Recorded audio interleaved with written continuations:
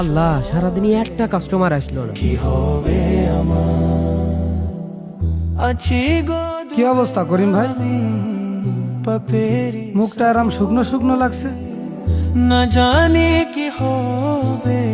আর ভাই সেই কথা বলেন না, আপনার ব্যবসা এত ভালো চলছে আর আমার দোকানে কোনো কাস্টমারই আসে না। আমি পাপেরি আপনি তো মনে হচ্ছে অসুস্থ। অসুস্থই তো হয়ে যাচ্ছি ভাই, রাত্রি ঘুম আসে না, ছেলেটা অসুস্থ, মনে হয় কারোর বদ নজর লেগেছে।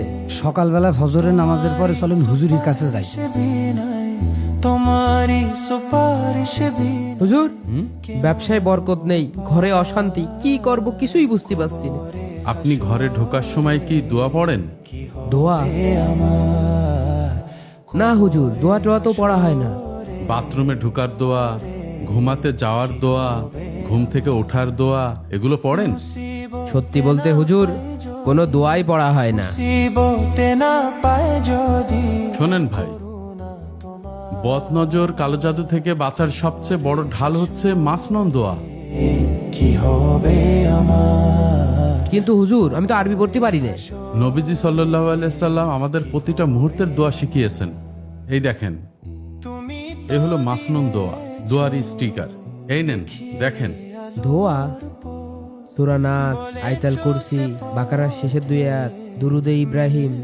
আরবি না জানলেও সমস্যা নেই, ওখানে কিউআর কোড আছে, ওটা স্ক্যান করে আপনি অডিও শুনতে পারবেন। জি হুজুর, আজকে থেকে আমি সকল দোয়া পাঠ করব। বলেছো সে পথে আর বাসার সব জায়গাটাই মাসনুন দোয়া লাগিয়ে রেখেছি, যদি ভুলে যাই টুক করে পড়ে নি, আর পড়তে না পারলে কিউআর কোড স্ক্যান করে অডিওটা শুনে নি।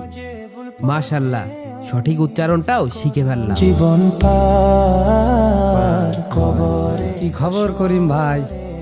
আলহামদুলিল্লাহ ভাই, আল্লাহর রহমতে আমার ব্যবসায় বরকত ফিরে এসেছে। সে আপনার চেহারা দেখে বোঝা যাচ্ছে। কি হবে আমার। দোয়া কালাম ঠিক মতন পড়ছেন তো? জি ভাই, দোয়া কালাম ঠিক মতো পড়ছি। পাই যদি মুসিবতে না পাই দেখলেন তো সেই নজর থেকে কিভাবে বাঁচতে হবে, মাসনুন দোয়া পড়ে। আপনার বাসায় ঢুকতে, ঘর থেকে বের হতে, বাথরুমে ঢুকতে বের হতে সব সময় দোয়া পড়বেন, দেখবেন আল্লাহর পক্ষ থেকে একটা রহমত পাবেন ইনশাআল্লাহ। আমি মাসনুন দোয়াটি রেগুলার পড়ছি, আপনি পড়ছেন তো? কবরে হাসর